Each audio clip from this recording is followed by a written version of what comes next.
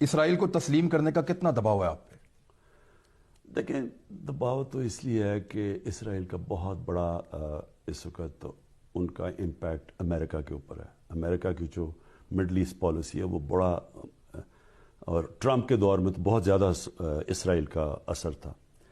اب ہمارے لیے تو، میرے لیے تو کبھی یہ سوچ میں دوسری سوچ آئی نہیں کہ ہم اسرائیل کو اس لیے تسلیم نہیں کر سکتے کیونکہ پاکستان کا تو ایک ہمارے قائد اعظم کا موقف چلا آ رہا ہے، جب تک کہ فلسطینیوں کو ان کے حق، ان کا ایک جسٹ سیٹلمنٹ یعنی کہ ایک ایسی سیٹلمنٹ نہیں ہوتی جو کہ اس سے وہ مطمئن ہوتے ہیں، ہم اس کو تسلیم نہیں کر سکتے. لیکن دباؤ ہے آپ پہ. یہ دباؤ آپ پہ غیر مسلم ممالک ڈال رہے ہیں یا مسلم برادر ممالک بھی کہہ رہے ہیں کہ کرو؟ میں نام نہیں لے رہا. چھوڑیں اس کو، آگے چلیں، اس کو رہنے دیں. لیکن سر جو لوگ تسلیم کر رہے ہیں ان کے اس عمل سے خوش ہیں آپ؟ کئی ہم چیزیں اس لیے نہیں کہہ سکتے کہ ہمارے ان سے تعلقات اچھے ہیں، ہم ان کو اپسیٹ نہیں کرنا چاہتے، اور انشاءاللہ ہمارے ملک کو اپنے پیر پہ کھڑا ہونے دیں، پھر آپ میرے سے ایسے سوال پوچھیں. Next questioner. There's been talk about Pakistan forming relations with Israel, and we know the winds of change are blowing through the Middle East. Is this in the cards, and why? I'm afraid I don't know where this has come from. It's not.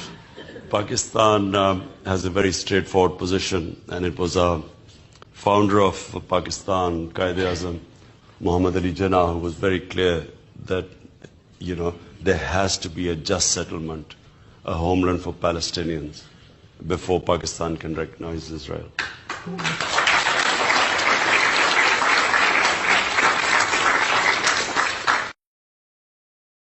قال رئيس الوزراء الباكستاني عمران خان إن بلاده تعرضت لضغوط للاعتراف بإسرائيل. وأضاف خان في مقابلة تلفزيونية أن بلاده لن تعترف بإسرائيل ما لم تكن هناك تسوية ترضي الفلسطينيين. دباؤ تو اس لیے ہے کہ اسرائیل کا بہت بڑا. من الواضح أن ضغوطا مورست علينا لأن إسرائيل لها تأثير قوي على الولايات المتحدة الأمريكية، وسياسة واشنطن الشرق أوسطية تأثرت كثيرا بإسرائيل خصوصا في عهد الرئيس ترامب. بالنسبة لي أقول لا احتمال للاعتراف بإسرائيل ما لم تكن هناك تسوية ترضي الفلسطينيين.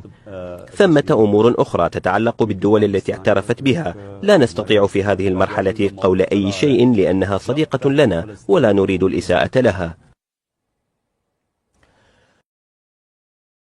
پاکستان کا تو موقف ہے، قائد اعظم کی 1948 میں سٹیٹمنٹ دی ہوئی تھی کہ جب تک کہ فلسطینیوں کو ان کا حق نہیں ملے گا، انصاف نہیں ملے گا، ہم ان کو تسلیم نہیں کر سکتے، اور اسی پہ پاکستان کھڑا ہے. A declaration of normalization of ties between the United Arab Emirates and Israel, which the Americans said is a breakthrough in the region, and they're looking forward to see many Arab and Muslim nations follow through. What's your take as Prime Minister of Pakistan? Any one-sided settlement which is going to be imposed on the Palestinians is not going to work because the issue will never get resolved. And Israel is in a very strong position right now, probably the strongest it's ever been. It's backed by the United States. But Israel too must recognize this, that if they do not allow Palestinians to have a just settlement, a viable state, this issue is not going to die down. Even if some countries recognize Israel, it's not going to die down. It will just keep festering. It's in Israel's interest that there should be a just settlement. پہلے تو یہ بالکل غلط ہے، لیکن کیوں جائے گا؟ جب ہماری پالیسی ہے کہ ہم اسرائیل کو ریکگنائز نہیں کر سکتے تو کیوں جائے گا؟ وہ وزیر نے جا کے وہاں کیا کرنا ہے؟ یہ بالکل فیک نیوز ہے. دیکھیں، میں پھر سے آپ کو بتا رہا ہوں، ایک پوری کیمپین چل رہی ہے. جو بھی کوئی ملک کرے، ہمارا تو موقف بڑا کلیئر ہے، اور ہمارا موقف قائد اعظم محمد علی جناح نے 1947 میں کلیئر کر دیا تھا، 1948 میں، کہ ہم اسرائیل کو کبھی تسلیم نہیں کر سکتے جب تک فلسطینوں کو ان کا حق نہیں ملتا، ان کو ایک جسٹ سیٹلمنٹ نہیں ہوتی. جو ٹو نیشن تھیوری تھی پیلسٹینین کی کہ ان کو پورا ایک ان کی سٹیٹ ملے جو کہ پیلسٹینین فیصلہ کریں، ٹھیک ہے.